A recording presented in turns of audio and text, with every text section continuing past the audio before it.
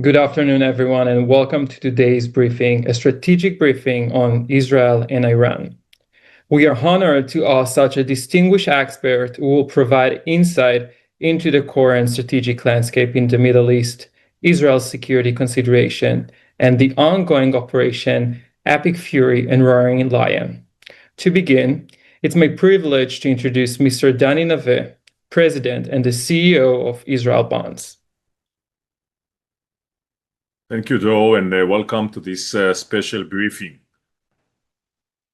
Israel Bonds has played during the years, and especially during challenging times, an important role in Israel's economy resilience. And if we take a look at what happened since October 7th, I'm proud to say that during the last 2 years and a half, we raised for Israel more than $7.3 billion worldwide. Israel's economy is strong and steadfast and resilient, as we all know. And every Israel Bonds investor can take pride in knowing that he or she plays such an important role in Israel's economy resilience. And the money that we have raised, these funds that we have raised for Israel, are essential for Israel's future and Israel's resilience. As we look at the events and this ongoing operation, the performance of the IDF and the American Armed Forces is impressive. But if you ask me what is not less impressive, even more impressive, is the spirit, the strong and steadfast spirit of the Israelis. Most of the Israelis understand that this is not just a war on the existence or the right of the Jewish state to exist. This is a campaign or an operation on the future of human civilization. And when we see the Americans and Israelis shoulder to shoulder, it's now our turn. It's our turn to support Israel.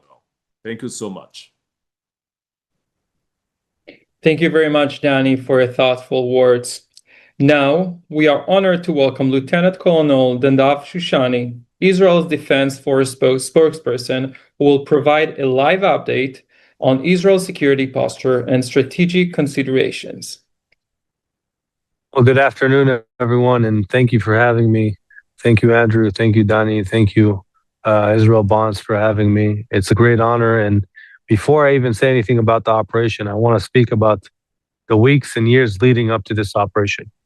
When we're seeing Israeli-American technology and pilots dominating Iranian technology and Iranian fighters, it is built first and foremost, and I've met top American generals, it is first and foremost built on shared values, a shared enemy also, but shared values and a core togetherness. That Israel Bonds is one of the elements that holds together the two nations. And our cooperation in the battlefield is built on cooperation in groups like this and with people like the many people who are on today. So I want to first say thank you. I know a lot of people say thank you to the IDF and to the troops, but I want to say thank you to you for your support. One, for morale reasons, but also for building the foundation for military cooperation and what we're seeing in Iranian sky. So I'm going to do a very quick brief of what's been happening so far in the battlefield and maybe a tiny bit of where this is going to go forward. On February 28th, we launched Operation Roaring Lion, an operation to remove an existential threat and to degrade the Iranian regime's capabilities. The Iranian regime was moving forward dangerously, moving forward producing those ballistic missiles that we've seen all throughout the region and even towards Europe, towards 2 European countries. Those ballistic missiles, they were producing more and more, dozens a month, working to achieve a pace of hundreds a month and really moving forward in a dangerous direction and also fortifying and concealing their nuclear program in a way that demanded action before it was too soon. They were working to get immunity both to their nuclear program and also an immunity of deterrence for the countries in the region, as we can see what the amount of missiles they have right now does to the entire region and how they are able to threat the entire region right now. And the whole global economic system with their actions.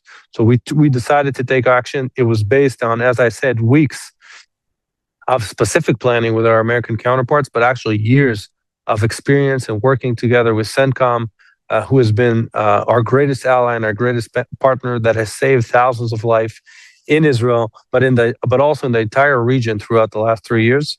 An amazing cooperation that was based first and foremost on defense against Iranian aggressions in the beginning of this war after October 7th, Iranian and their proxies, but is now also carrying out one of the most incredible operations in Iranian skies. So we started this operation, first of all, taking advantage of the element of surprise, eliminating 40 of the most wanted people in the world in 40 seconds.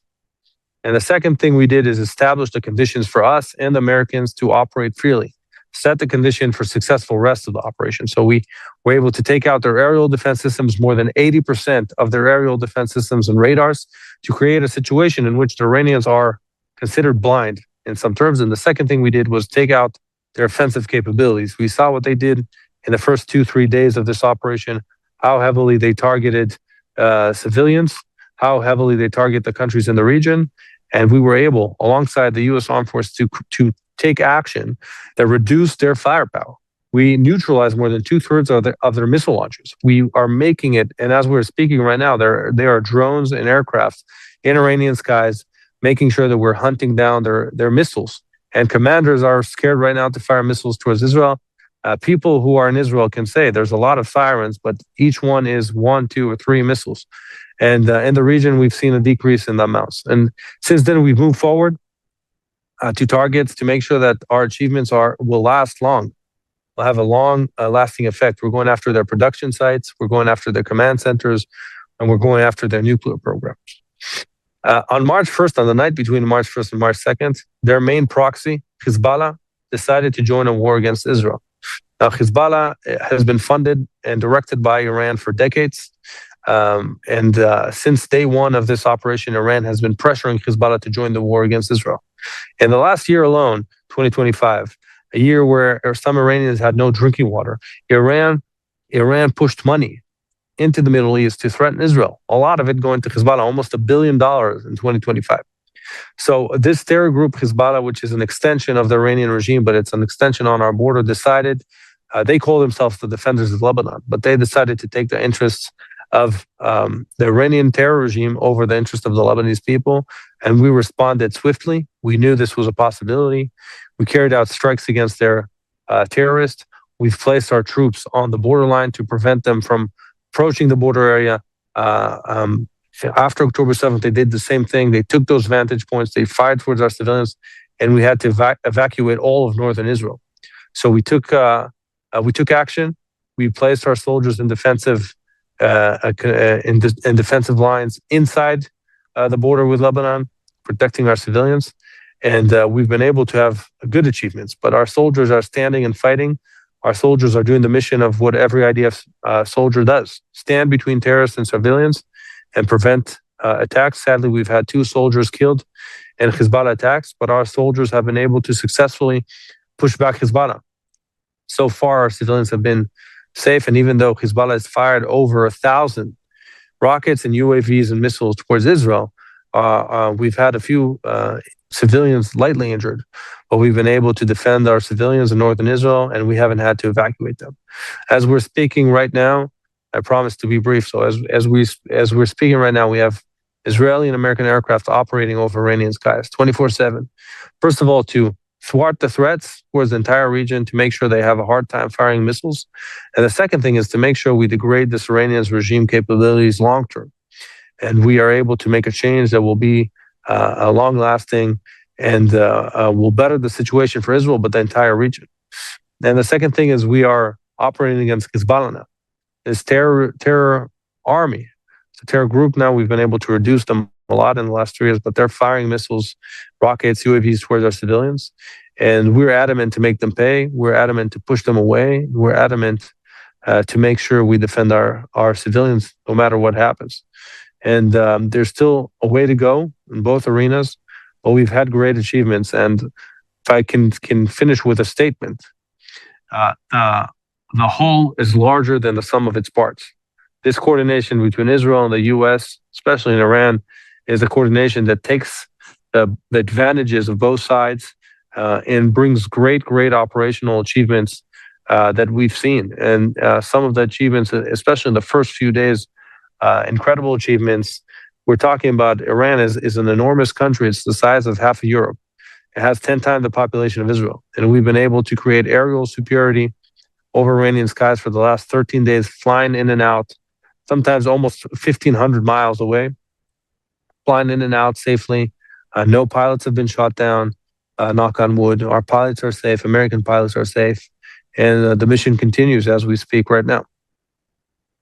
And I promise to be sure to leave time for the great Sima Shine that is after me. Thank you very much, Lieutenant Colonel Shoshani, for that detailed briefing. We now turn to an in-depth analysis with Sima Shine, senior researcher at the Institute for National Security Studies, as known as the INSS, and former director of its Iran and the Shia Axis program. Most of her career serving in the Israeli intelligence community, including as the head of the Research and Evaluation Division of the Mossad, where she played a central role in shaping Israel's understanding of regional threats. Following her retirement from the Mossad, she held a senior position in Israel's National Security Council and the Ministry of Strategic Affairs, leading the work of Iranian portfolio. Her decades of experience provide unparalleled insight into Iran's strategy, its regional praxis, and the implication for Israel's security. We are honored to have her with us today. Mrs. Shine, welcome. Thank you very much for inviting me and for the opportunity to be with you. I'll take 10 to 15 minutes to make a short brief on things on the general picture, and I'll be happy to answer any questions.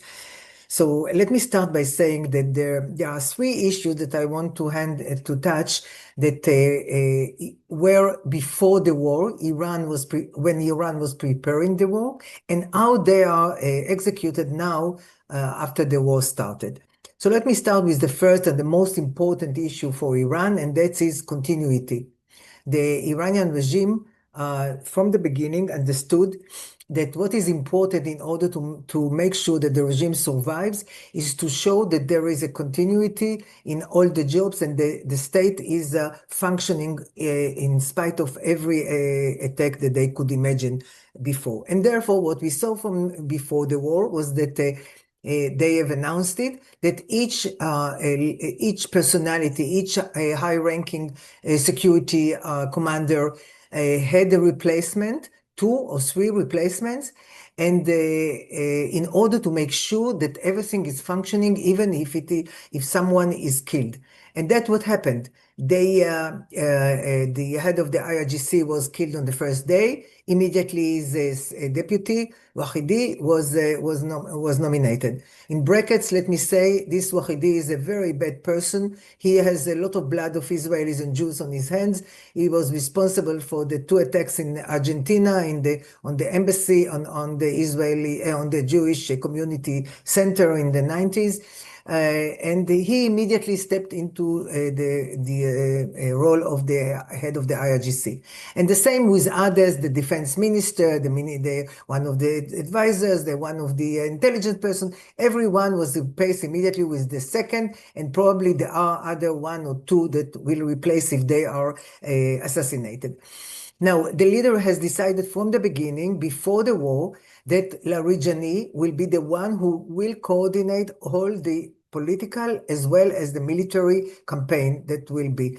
He did it because he understood that his capabilities are suitable for this job, and he actually removed, according to the procedure, the constitution, he removed the president from being the head of the National Security Council, not physically removed, but once decided that Larijani will do it. So everything from the point of view of who is leading what was prepared before. I don't know what was the leader himself thinking, whether he organized before his son, but probably when we see now the results of the decision to select his son Mujtaba to be the supreme leader, probably that was also organized this way or the other. So that's one thing, and that is very important. The Iranians are continuing to say we are functioning, everything is under control, and from the point of view of the regime, this is the ultimate goal. Even if half of Iran will be destroyed, which will not, but even if that, what is important is that they stay in power and they can say at the end of the day, we succeeded to stand vis-a-vis the US and Israel. The second issue is the issue of what they will be, how they will respond to any attack. What they have said before and what they are doing today. So before they said, one, they will attack Israel, they are doing it. Two, they will attack the American bases in the Gulf, they are doing it. I'll say a word in a minute about the Gulf. And three, they will close the Hormuz Straits, and they closed it. So all these three elements that they say that they will do as a retaliation to any attack on Iran, they are fulfilling and beyond. Now, a word about the issue of the Gulf and Hormuz. Iran doesn't have a lot of tools in order to stand vis-a-vis the attack. And therefore, what they decided to do is not to challenge with the military capabilities, but to challenge on the economic sphere. And they have put pressure on oil facilities attacked oil facilities in Saudi Arabia and the Emirates, gas facilities in Qatar. They have closed the Hormuz, and therefore from their point of view, this will be the main tool to make sure that the president of the US will decide that the war is too expensive economically and, of course, the consequences politically, and that will be the main reason for him to stop. The other one will be the Gulf states. They didn't want a war before it started. They have been putting pressure on President Trump before the war. They didn't succeed, and they are quite nervous about that, I can tell you.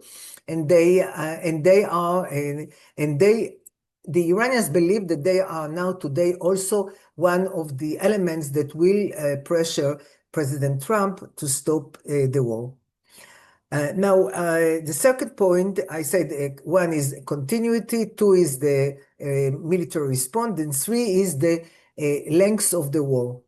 Now, the Iranians have said before that they will decide when the war stops. It will not be like the 12-day war in June 25, that the US and Israel decided to stop the war. They said before, we will decide. What is happening now is that they are saying openly, that doesn't mean that underneath there are no different talks and options open with the Americans, but openly they are saying Iran is not interested in a ceasefire.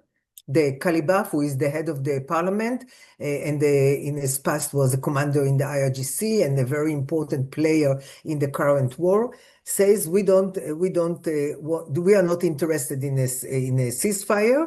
We want to make sure that the ones who attacked us will pay so heavily that they will think twice before starting any war in the future. And actually what we see now is that Iran is trying to change the equation of the relations between Iran and Israel and the US, and to cut the vicious cycle of war, ceasefire, negotiations, and war. That's what they are saying, and therefore they are saying we can continue this war for a long time. That's not for sure, of course, but that is the formal position now expressed. Together with that, the president of Iran has put three demands that Iran will put on the table in order to stop the war.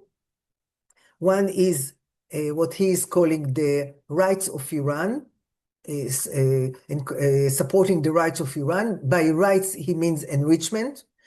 The Iranians are saying from the beginning, all over the negotiations with the US, that the enrichment is their right. They are willing to compromise on the level of enrichment, but not the very right of enriching uranium. Second, compensation. he has said we will demand compensation on all the harm that has been done to Iran. And the third is a secure international guarantee to make sure that Iran will not be attacked anymore. So we are already, from that point of view, we are already in a kind of a negotiation, because one side has put its demands. The other side, everybody knows what are its demands. But for the time being, it doesn't look from what we see, the demands put by Iran and the demand that was put by the US before the war of zero enrichment, of curbing the ballistic missile program, we see no way to bridge the gap between the position of both sides. Now let me say two other words. I'm just looking on the, I have more 5 minutes or something like that. So let me touch on two other issues that I think are important. One is the internal situation in Iran. We heard the Iranians talking to their own people, saying, don't dare going to the street, doing anything against the regime. Everybody that will be caught making any pictures somewhere or sending something out of his phone will just be a traitor and will be judged like a traitor, which everybody understands what is the result of being a traitor, being killed. Second, they have put a lot of Basij and IRGC people in the streets, in different places, in the big cities, so that the people will see that there are forces on the streets and will be thinking twice before doing anything against the regime. In the last 2 days, we have few reports that we don't know the extent of them, that probably Israel has attacked some of the checkpoints of the Basij and the IRGC with UAVs that some of them, or all of them, I don't know, came from within Iran. Now, there is very small information about what happened exactly. But if I'm trying to combine it to what happened in June, that we saw UAVs that took to the airs from Iran itself, from the soil of Iran, not from the outside. I assume that this is something that has to do with prior preparation to make sure that such checkpoints and such developments on the public sphere will be handled in a way that the public will see that those people that are on the streets are attacked, and that might in those who planned it might encourage the public to get out against the regime. And the last point that I want to mention is that actually, just to say a word about that, and this is a question that I'm asked a lot, is the US and Israel on the same page on all the issues and until the end of the war?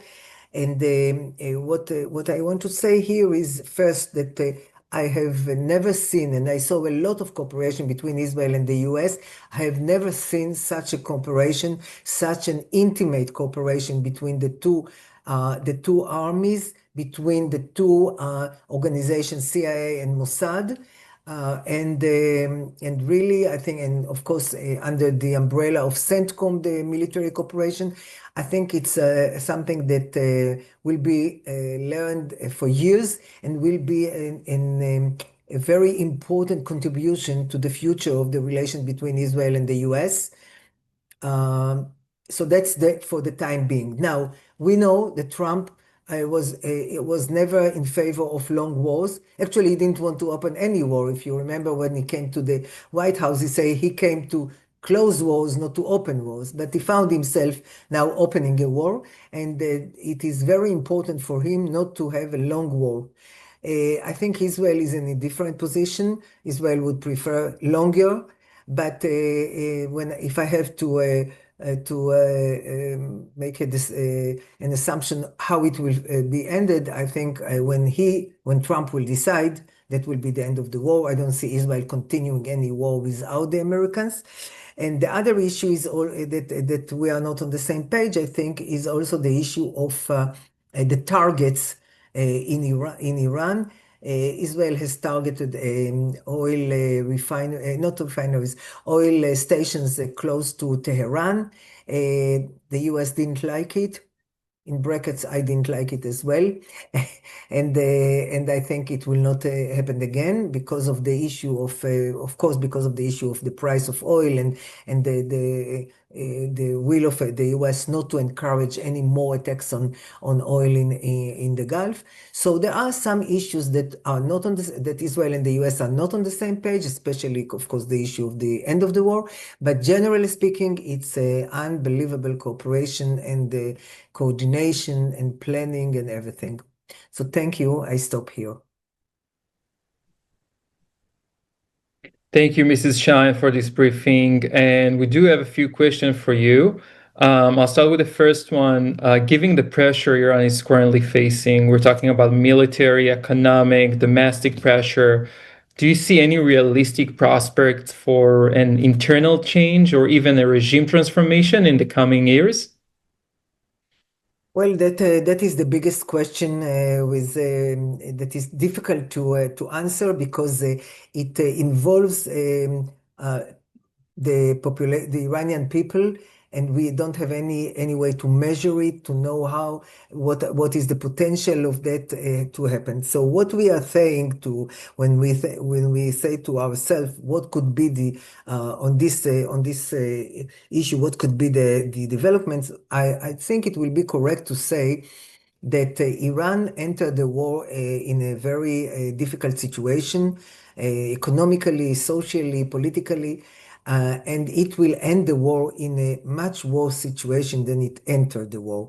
And therefore, Iran after the war will be a weak state with weak economy, with the same problems, even harsher than they had before, with water and energy supply to the population.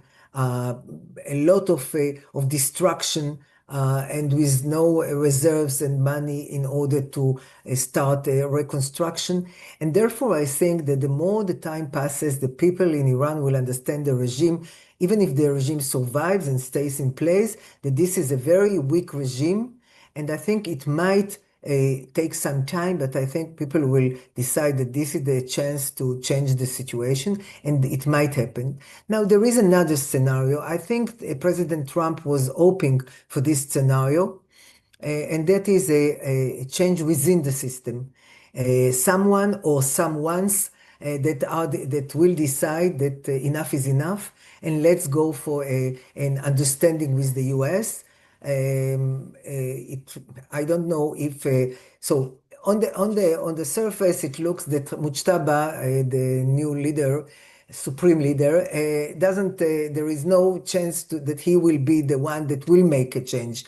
He was very close to his father in the last decades. He was the one who went between his father and the IRGC. So to think that he will come up one day and say, okay, we are giving up our enrichment, we are doing that and that, it's difficult to see. But as I said, Iran will be very weak after this war, and they have to think, if they are able to make such a decision, that they have to change dramatically in order to make sure that they are not collapsing economically and others after the war. And so there is a hope that within the system, not as a revolution or not as a coup d'etat or something like that, but within the system, there will be an understanding that change has to come, and the terms to get to terms with the US will be beneficial for them. Yeah, we're just talking about a change. And in your assessment, can the current conflict significantly reduce Iran's nuclear and missiles threat, or these capabilities likely to remain a long-term challenge? No, I think no question that it is reducing already the capabilities, and it will reduce even more. There was a very important attack yesterday on this facility that the Iranians have been building before the June 25 war and continued until this war. And that was a place where that was connected, without getting into details because we don't have time, it was connected to the military aspect of the program. It was struck yesterday and damaged in a way that it will not be any more valuable. There are strikes again on the other facilities that were also attacked in previous year. The problem that stays with us is the problem of the nuclear material, the enriched uranium that is still in the 3 sites that we know in Iran. Everybody is talking about the 440 kilograms of enriched uranium to 60%. I tend to talk also about 2 to 4 tons of enriched uranium to 20%, because once you know to enrich, you can enrich to 60 and 80 and 90. That's not a problem. And I think Iran has a lot of material that once enriched to a military level could serve to have more than 10 to even more than that the nuclear devices. The issue, of course, is that they don't have a site where to enrich. As long as we know, we don't know if there is any secret place. So I think for a long time this program was set back. On the missile side, Israel and the US are attacking both missiles, both launchers, and the industrial infrastructure of the missiles. So I do hope, in spite of the fact that they continue to launch missiles on Israel, but in small numbers, very small numbers, that doesn't mean that they will have a big capacity at the end of the war. Actually, I think they will have less and less. I don't quote the numbers of the military because I never know if it's completely correct or not, so I don't know. But there is a major damage to the launchers, which is the most important part, and as well to the industrial infrastructure. Thank you. Now let's talk a little bit about geopolitics. And with Iran's recent attack on the Gulf states, do you expect any religions cooperation with Israel that actually deepened, as we have seen over the last few years, or it could face a new constraints? I think paradoxically, the way the Gulf states are observing this war and suffering from this war, they are in a very conflicting situation. On one hand, of course, they hated before, and now they hate even more Iran. They know it's an enemy. They know they have the capability, and they are willing to use their capabilities to attack the Gulf states. At the same time, they are annoyed by the American decision to start a war without taking into account their interest and what they have been saying to the US before. 2, they know the geography is not going to change. They will stay as neighbors of Iran in the future as well. And 3, they are not so happy. Most of them, I'll say exceptionally, they are not so happy from a situation where Iran will be weak and Israel will be stronger. They are quite concerned with what they believe to be Israel's intentions to be, they call it hegemon of the region.